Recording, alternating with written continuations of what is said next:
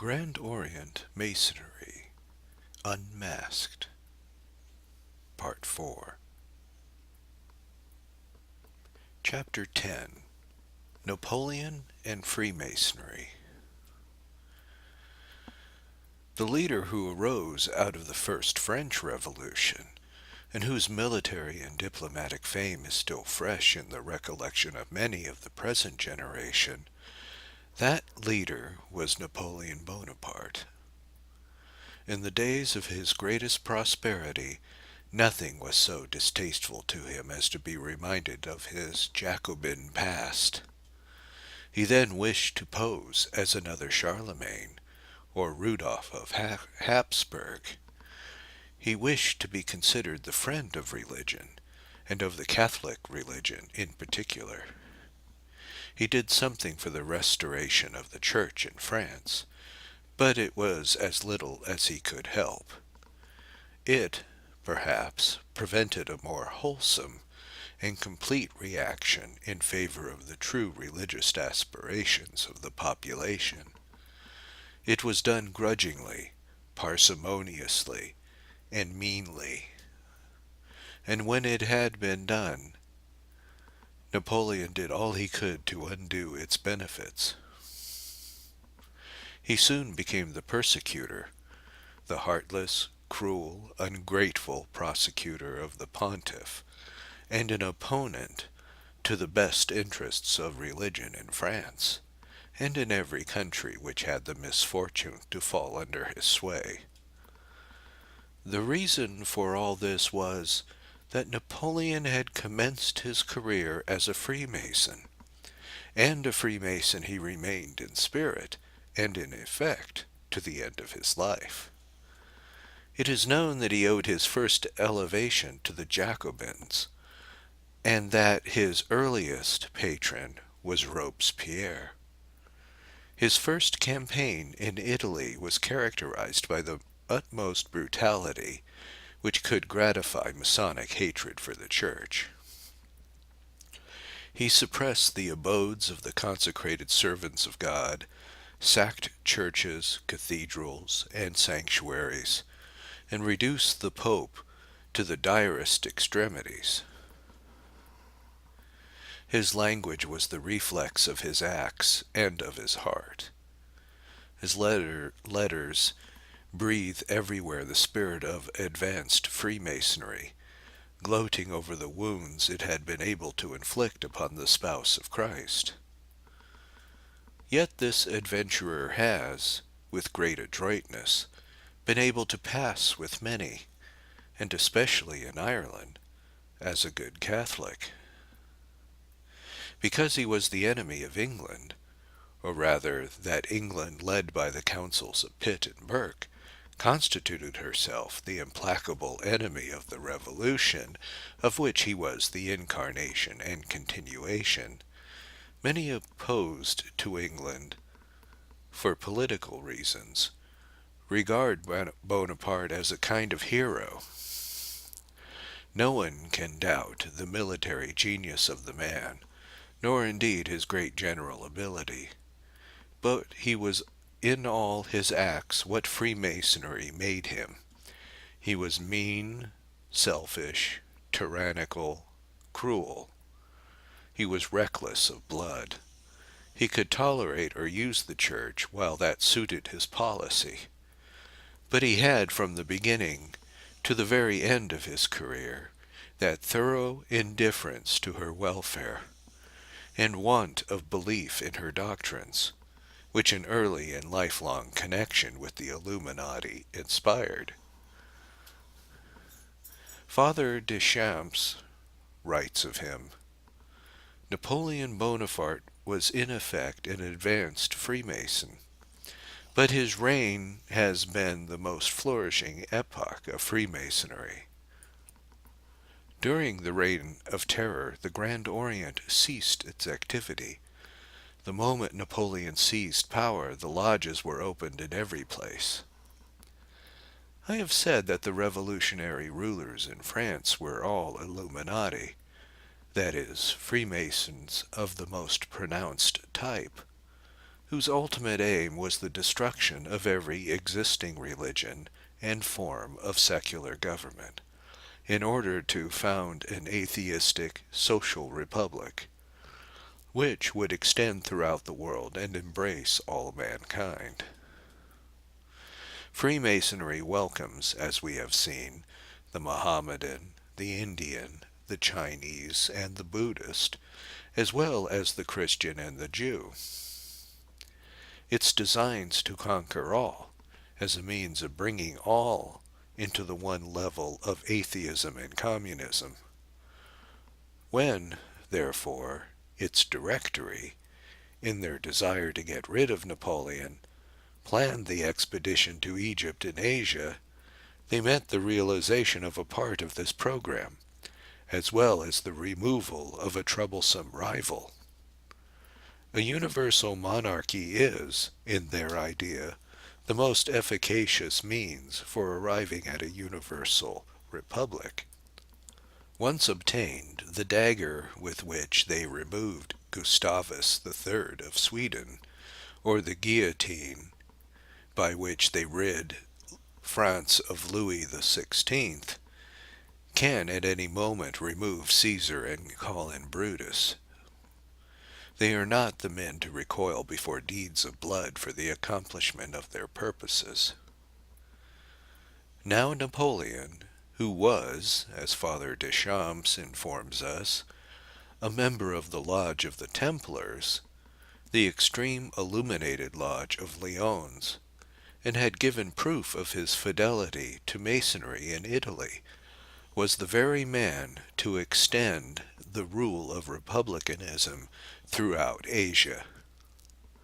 He appeared in Egypt with the same professions of hypocritical respect for the Koran, the Prophet, and Mohammedanism, as he afterwards made, when it suited his policy, for Catholicism.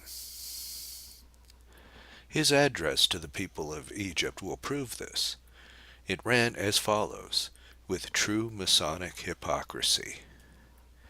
Qadis, sheikhs, imams, tell the people that we are the friends of true Mussulmen, that we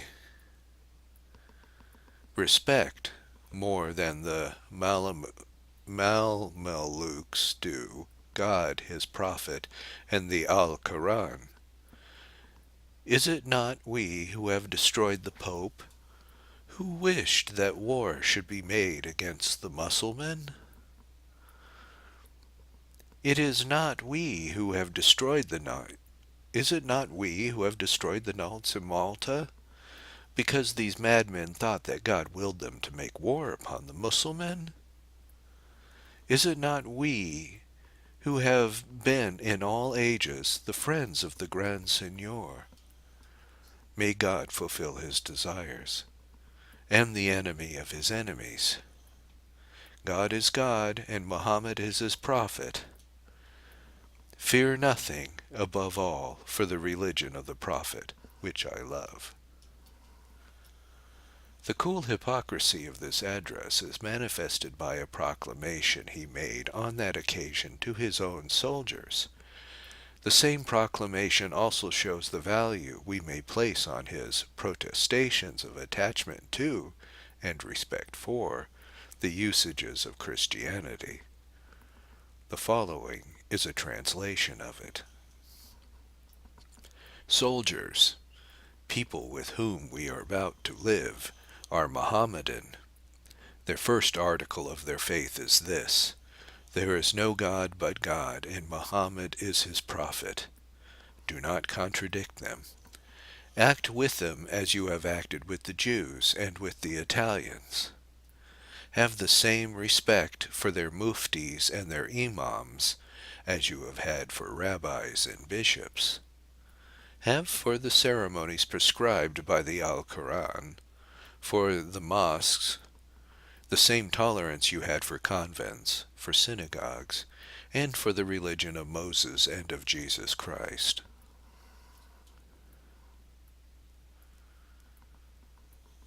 We read in the correspondence of Napoleon I, published by order of Napoleon III, what he thought of this proclamation at the very end of his career. After all, it was not impossible that circumstances might have brought me to embrace Islam, he said at St. Helena.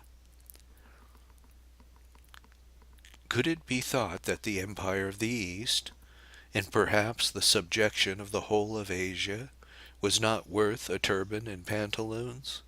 For it was reduced to such solely. We would lose our only breeches and our hats. I say that the army, disposed as it was, would have lent itself to that project undoubtedly, and saw in it nothing but a subject for laughter and pleasantry. Meanwhile, you see the consequences. I took Europe by a backstroke. The old civilization was beaten down, and who then thought to disturb the destinies of our France and the regeneration of the world? Who had dared to undertake it? Who could have accomplished it? Neither prosperity nor adversity changed Napoleon. He was a skeptic to the end. He said at St. Helena to Las Casas, "Everything proclaims the existence of a God. That is not to be doubted. But all our religions are evidently the children of men. Why do these religions cry down one another, combat one another? Why has that been in all ages and all places? It is because men are always men. It is because the priests have always insinuated, slipped in lies and fraud everywhere. Nevertheless," he continued, "from the moment that I had the power, I had been eager to re-establish religion. I used it as the base and the root. It was, in my eyes, the support of good morality, of true principles, of good manners. I am assuredly far from being an atheist, but I cannot believe that all they teach me in spite of my reason, under penalty of being deceitful and hypocritical. To say whence I come, what I am, where I go, is above my ideas. And nevertheless all that is, I am the watch which exists and does not know itself." "No doubt," he commented, "but my spirit of mere doubt was, in my quality of emperor, a benefit for the people. Otherwise how could I equally favor sects so contrary, if I had been dominated over by one alone? How could I preserve the independence of my thoughts and of my movements under the suggestions of a confessor who could govern me by means of the fear of hell? What an empire could not a wicked man, the most stupid of men, under that title of confessor, exercise over those who govern nations?" I was so penetrated with these truths that I preserved myself well to act in such a manner, that, in as far as it lay in me, I would educate my son in the same religious lines in which I found myself. 2 months later, the ex-emperor said that from the age of 13 he had lost all religious faith. Thiers says that when Napoleon intended to proclaim himself emperor, he wished to give the Masons a pledge of his principles, and that he did this by killing the Duke of Enghien. He said, "They wish to destroy the revolution in attacking it in my person. I will defend it, for I am the revolution. I, myself, They will so consider it from this day forward, for they will know of what we are capable. A less brave but still more accomplished relative of his, Napoleon III, says, "The revolution dying, but not vanquished, left to Napoleon the accomplishment of its last designs. Enlighten the nations, it would have said to him. Place upon solid bases the principal result of our efforts. Execute in extent that which I have done in depth. Be for Europe that I have been for France." That grand mission Napoleon accomplished even to the end. When Napoleon obtained power, it was, we know, principally by means of the illuminated Freemason Talleyrand. By him and his confederates of the Illuminati, he was called from Egypt and placed in the way of its attainment. His brothers were, every one of them, deep in the secrets of the sect. Its supreme hidden directory saw that a reaction had set in, which, if not averted, would speedily lead to the return of the exiled Bourbons, and to the disgorgement of ill-gotten goods on the part of the revolutionists. As a lesser evil, therefore, and as a means of forwarding the unification of Europe which they had planned, by his conquests, they placed supreme power in the hands of Bonaparte, and urged him on in his career, watching, at the same time, closely, their own opportunities for the development of the deadly designs of the sects. Then they obtained the first places in his empire for themselves. They put as much mischief into the measures of relief given to conscience as they could. They established a fatal supremacy for secularism in the matter of education. They brought dissension between the Pope and the Emperor. They caused the second confiscation of the states of the Church. They paused and continued to the end the imprisonment of Pius VII.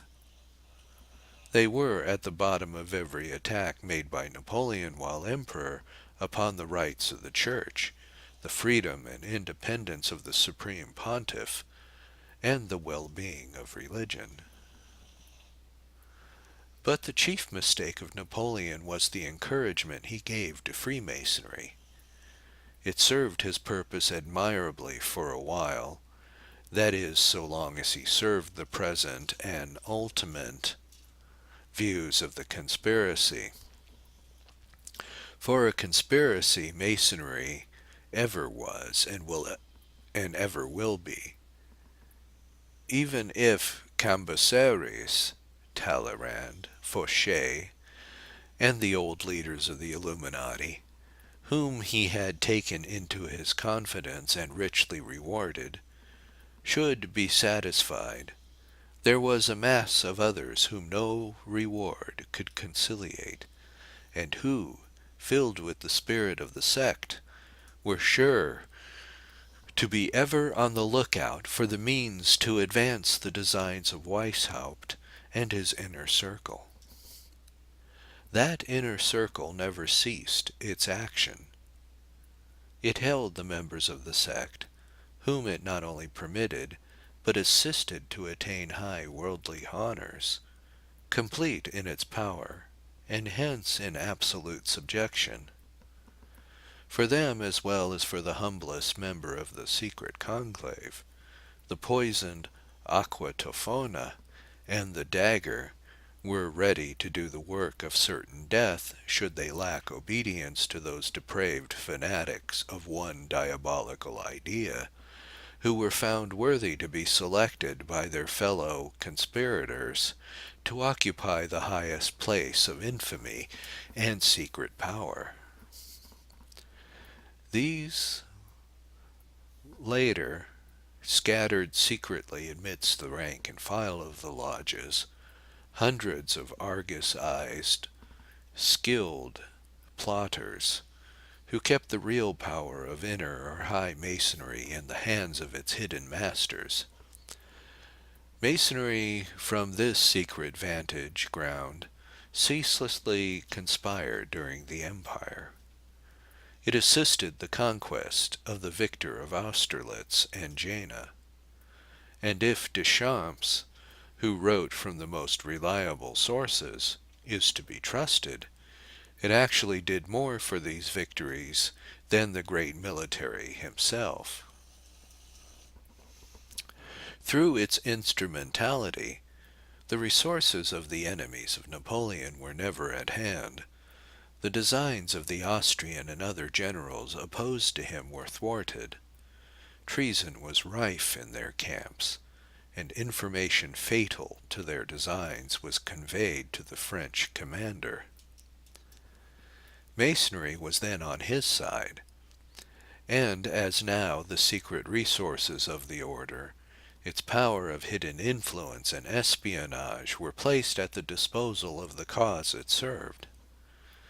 But when Masonry had reason to fear that Napoleon's power might be perpetuated, when his alliance with the imperial family of Austria, and above all, when the consequence of that alliance, an heir to the throne, caused danger to the universal republic, it could otherwise assure itself of his death. When, too, he began to show a coldness for the sect, and sought means to prevent it from the propagandism of its diabolical aims, then it became his enemy, and his end was not far off. Distracting counsels prevailed in his cabinet. His opponents began to get information regarding his movements, which he had obtained previously of theirs. Members of the sect urged on his mad expedition to Moscow. His resources were paralyzed. He was, in one word, sold by secret, invisible foes into the hands of his enemies. In Germany, Weishaupt and his party, still living on in dark intrigue, prepared secretly for his downfall. His generals were beaten in detail. He was betrayed, hoodwinked, and finally led to his deposition and ruin.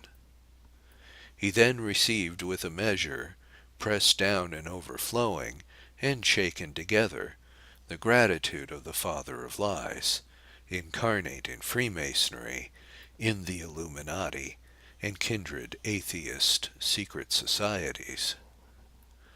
Banished to Elba, he was permitted to return to France only in order to meet the fate of an outcast and a prisoner upon the rock of St. Helena, where he died, abandoned and persecuted by the Dart sect, which had used, abused, and betrayed him.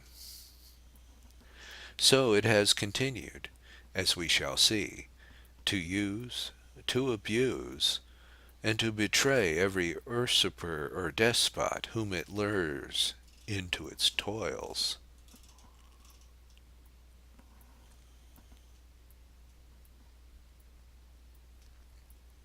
Chapter 11. Freemasonry after the fall of Napoleon.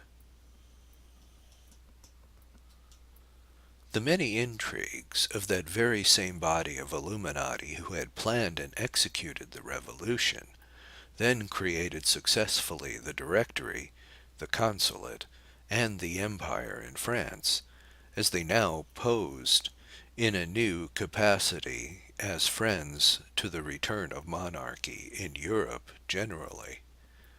This they did for the purposes of the Freemasons, and in order to keep the power they wielded so long in their own hands, and in the hands of their party. Now I wish you to note that Weishaupt, the father of the Illuminati, and the fanatical and deep director of all its operations, was even then living in power and security at Coburg Gotha, and that his wily confederates were ministers in every court of Europe.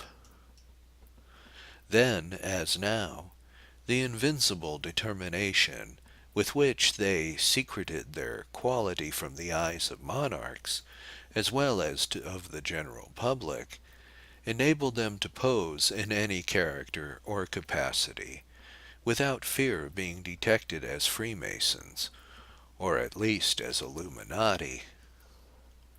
Since the reign of Frederick the Great, they filled the court of Berlin. Many minor German princes continued to be Freemasons. The Duke of Brunswick was the central figure in the first Masonic conspiracy, and though, with the hypocrisy common to the sect, he issued a declaration highly condemnatory of his fellows, it is generally believed that he remained to the end attached to the regeneration of humanity in the interests of atheism. The court of Vienna was more or less Masonic since the reign of the wretched Joseph II. Alexander of Russia, which was educated by La Harpe, a Freemason, and at the very period when called upon to play a principal part in the celebrated Holy Alliance, he was under the hidden guidance of others of the Illuminati. Fessler, an apostate Austrian religious, the counselor of Saint Joseph, after having abjured Christianity, remained, while professing a respect for religion, its most determined enemy. He founded what is known as the Tugendbund, a society which German Freemasonry put on a certain Christian covering in order to more securely to outlive the reaction against atheism and to de-Christianize the world again at a better opportunity. The Tugendbund refused to receive Jews, and devised many other means to deceive Christians to become substantially Freemasons without incurring church censures or going against ideas then adverse to the old Freemasonry, which, nevertheless, continued to exist as satanic as ever under Christian devices.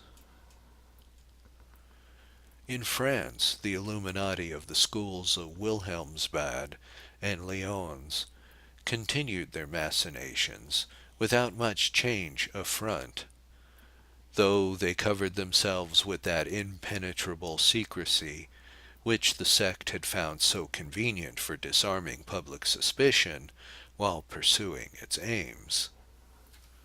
Possessing means of deceiving the outside world, and capable of using every kind of hypocrisy and ruse, the Freemasons of both France and Germany plotted at this period with more secure secrecy and success than ever.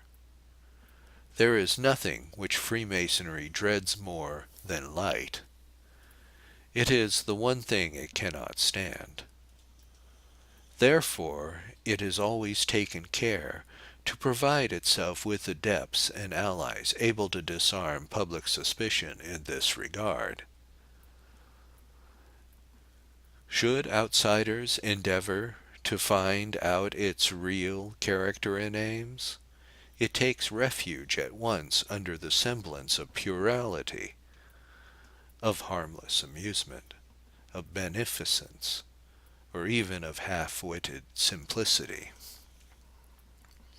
It is content to be laughed at in order not to be found out, but it is, for all its puerility, the same dangerous foe to Christianity, law, legitimacy, and order, which it proved itself to be during and before the first French Revolution, and which it will continue to be until the world has universal reason to know the depth, the malignity, and the extent of its remorseless designs.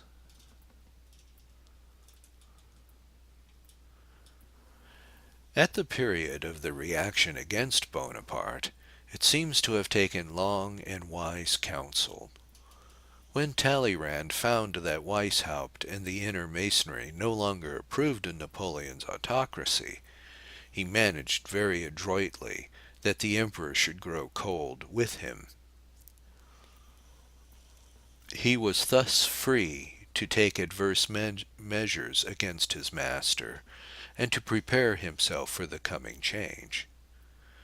The whole following of Bonaparte, recruited from the Illuminati, were ready to betray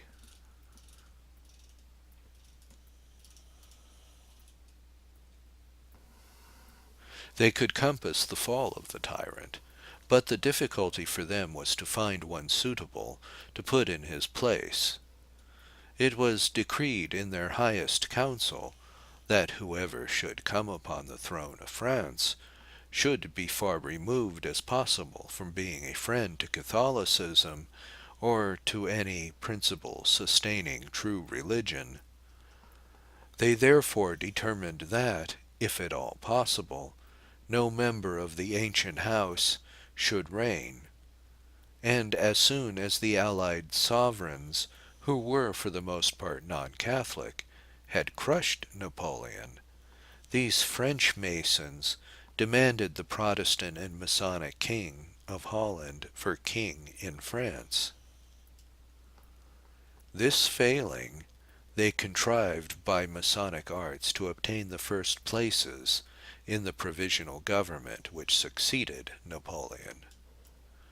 They endeavored to make the most of the inevitable, and to rule the incoming Louis XVIII in the interests of their sect, and to the detriment of the Church and of Christianity. Notwithstanding the fact that they had shown open hostility to himself and to his house, Louis XVIII, strange to say, favored the Illuminati. Talleyrand was made minister, and other advanced Freemasons of the empire, Sieyès, Cambacérès, Fouché, and the rest, obtained place and power. These men at once applied themselves to subvert the sentiment of reaction in favor of the monarchy and of religion. Soon, Louis XVIII gave the world the sad spectacle of a man prepared at their bidding to cut his own throat. He dissolved a parliament of ultra-loyalists because they were too loyal to him. The Freemasons took care that his next parliament should be full of its own creatures. They also wrung from the king, under the plea of freedom of the press, permission to deluge the country anew with the infidel and immoral publications of Voltaire and his confederates, and with newspapers and periodicals, which proved disastrous to his house, to royalty, and to Christianity in France. These led before long to the attempt upon the life of the Duke of Berry, to the revolution against Charles X, to the elevation of the son of the Grand Master, Égalité, as constitutional king, and to all the revolutionary results that have since distracted and disgraced unfortunate France. But much as Freemasonry effected in that country, it was not there, but in peaceful Italy, that its illuminated machinations produced the worst and most widespread fruits of death.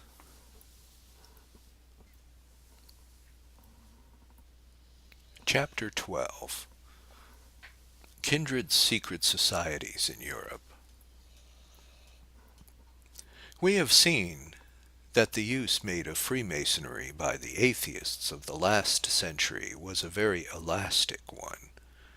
As it came from England, it had all the qualities required by the remorseless revolutionists, who so eagerly and so ably employed it for their own purposes. Its hypocritical professions of theism, of acceptation of the Bible and of beneficence, its terrible oaths of secrecy, its grotesque and absurd ceremonial, to which any meaning from the most silly to the deepest and darkest could be given, its ascending degrees, each one demanding additional secrets, to be kept not only from outsiders, but from the lower degrees, the death penalty for indiscretion or disobedience, the system of mystery capable of any extension, the hidden hierarchy.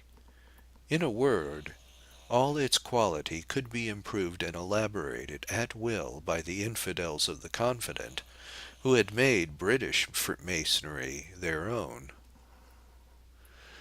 Soon the strict subjection of all subordinate lodges to whatever Grand Orient or Mother Lodge they sprang from, and on which they depend, and, above all, the complete understanding between the directors of the Masonic powers, than that of the different rites into which the Masonry is divided, placed its entire government in a select ruling body, directed in turn by the small committee of the ablest conspirators, elected and known to that body alone. The whole rank and file of Masonry received their orders at present from this inner body, who were unknown to the mere Masons of the lodges. The members of the committee deputed by the lodges were able to testify to the fact of the authenticity of the orders. Those who rule from the hidden recesses take care that these deputies shall be men worthy of confidence. A lodge, therefore, has its masters, its officers, and management, but its orders come through a channel that appears to be nothing, whereas it is everything in the movement of the whole mass.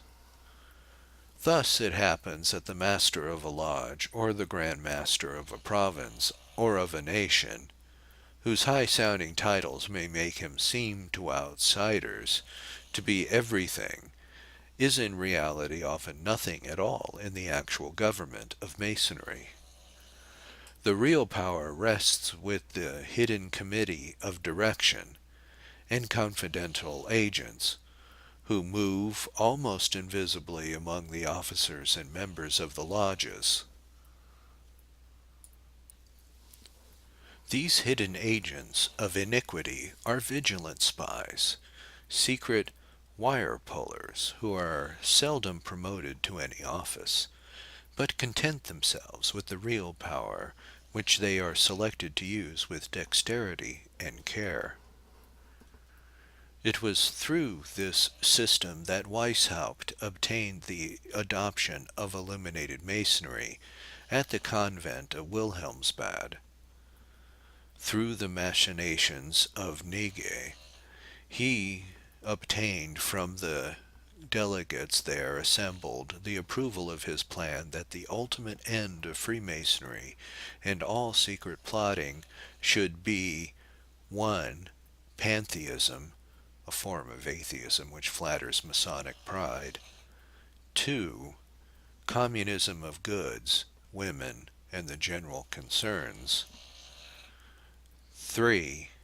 That the means to arrive at these ends should be the destruction of the Church and of all forms of Christianity, the obliteration of every kind of supernatural belief, and, finally, the removal of all existing human governments, to make way for the universal republic in which the utopian ideas of complete liberty from existing social, moral, and religious restraint, absolute equality, and social fraternity should reign. When these ends should be attained, but not till then, the secret work of the atheistic Freemasons should cease. At the convent of Wilhelmsbad, Weishaupt had the means taken to carry out this determination. There Masonry became one organized atheistic mass, while being still permitted to assume many fantastic shapes. The Knights Rosicrucian, the Templars, the Knights of Beneficence, the Brothers of Amity, were strictly united to illuminated Masonry. All could be reached through Freemasonry itself. They were placed under the same government. Masonry was made more elastic than ever. When, as in the cases of Ireland and Poland, an enslaved nationality should be found, which the Supreme Indivisible Directory wished to revolutionize, and when, at the same time, the existing respect for the words of the Vicar of Christ made Masonry hateful, a secret political society was ordered to be formed on the plan of Freemasonry, but with some other name. It put, too, after the example of Masonry itself, the semblance of zeal and respect for religion, but it was bound to have horrible oaths, ascending degrees, centers, the terrible death penalty for indiscretion or treason, to be, in essence, and in every sense, if not in name, a society identical with Freemasonry. The supreme direction of the revolution was to contrive by sure means to have adepts of high and powerful in its management. And the society was, even if founded to defend the Catholic religion, thus sure, sooner or later, to diverge from the Church and to become hostile to religion and to its ministers.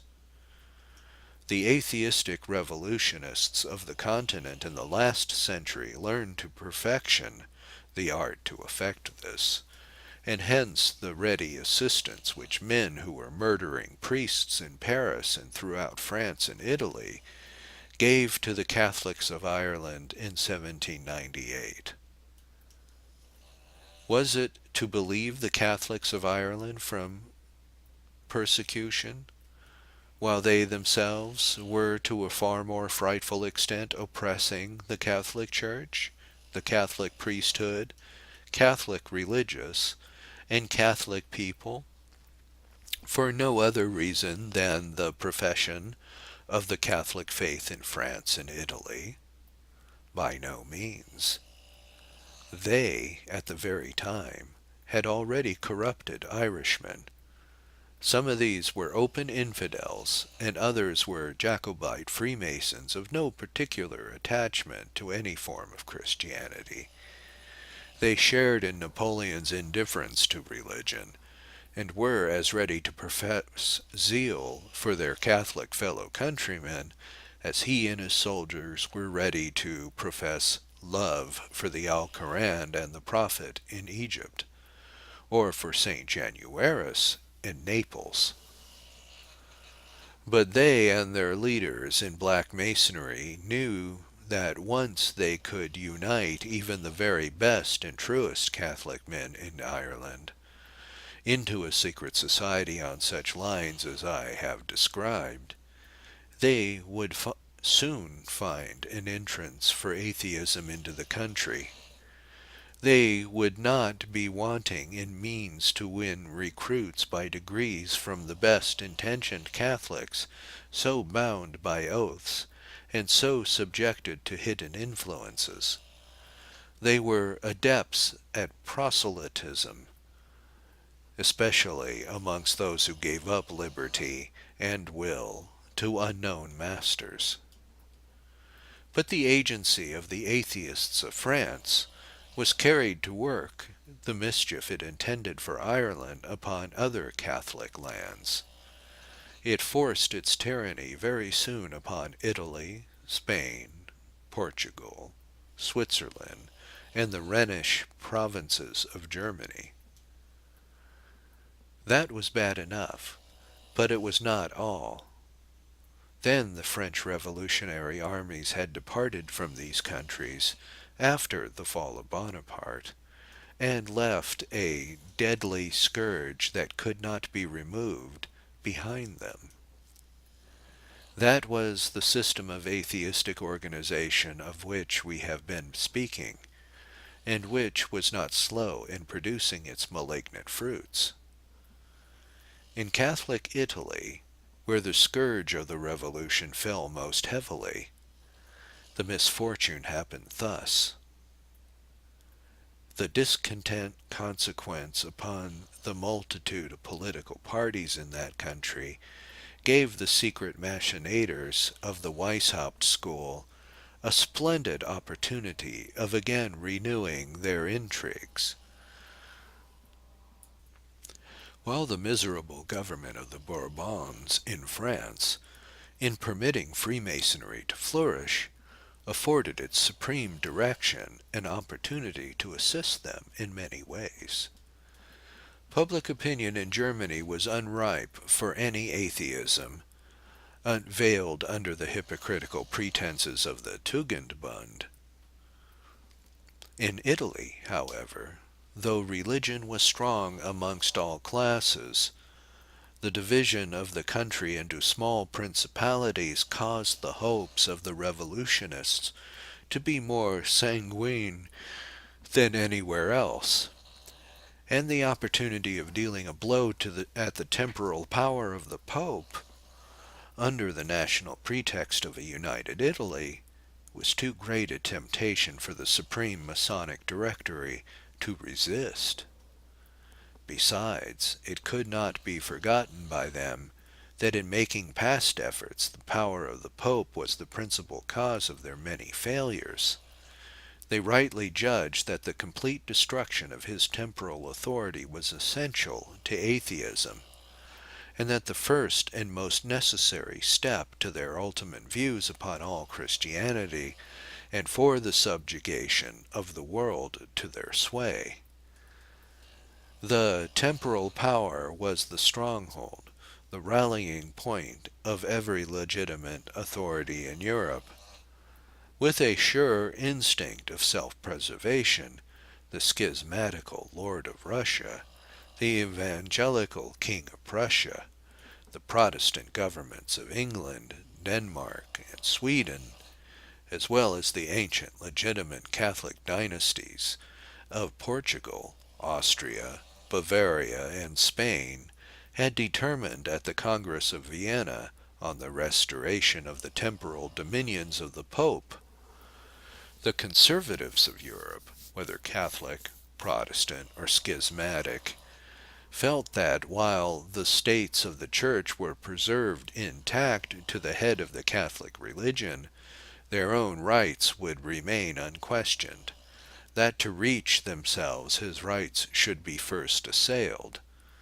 The atheistic conspiracy, guided now by old, experienced revolutionists, saw also that the conservatism of the world, which they had to destroy in order to dominate in its stead, could not be undermined without first taking away the foundation of Christian civilization upon which it rested, and which, unquestionably, even the Christian schismatics and heretics, was the temporal and spiritual authority of the Pope.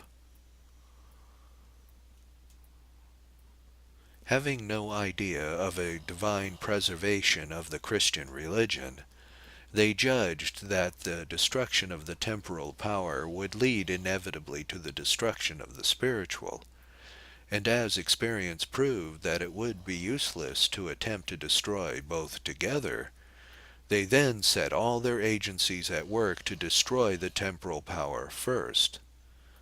They, therefore, determined to create and ferment, to the utmost extent, a political discontent among the populations of the different states into which the Italian peninsula was divided.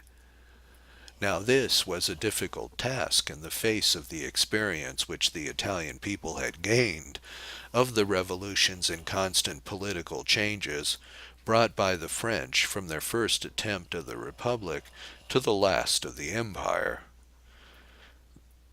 The Congress of Vienna restored most of the ancient Italian states, as well as the states of the Church, to their legitimate rulers.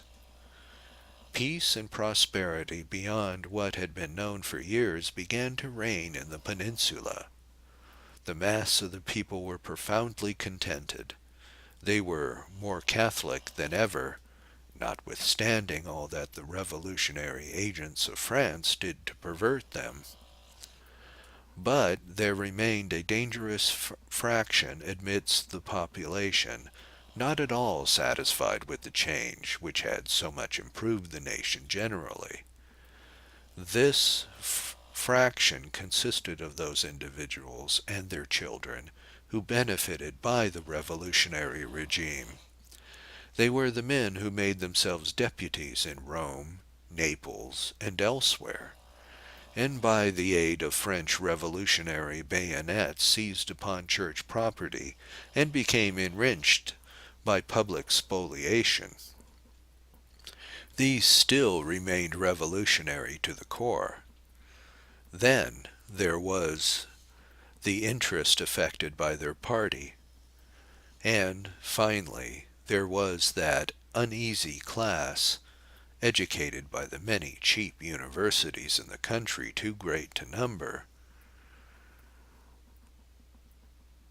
the sons of advocates and other professional men, who, tinged with liberalism, easily became the prey of the designing men who still remained addicted to the principles and were leagued in the secret organizations of Weishaupt and his fellow atheists. Even one of these youths, corrupted and excited to ambition by the adroit manipulation of these emissaries of Satan, still active, though more imperceptible than ever, would be sufficient to kindle a flame amongst his fellows capable of creating a wide discontent. Aided then by such elements, already at hand for their purposes, Weishaupt and his hidden directory determined to kindle such a flame of revolution in Italy as, in its effects, should, before long, do more harm to religion and order than even the French Revolution had caused in its sanguinary but brief career. They effected this by the formation, on the darkest lines of illuminated Masonry, of the terrible sect of the Carbonari.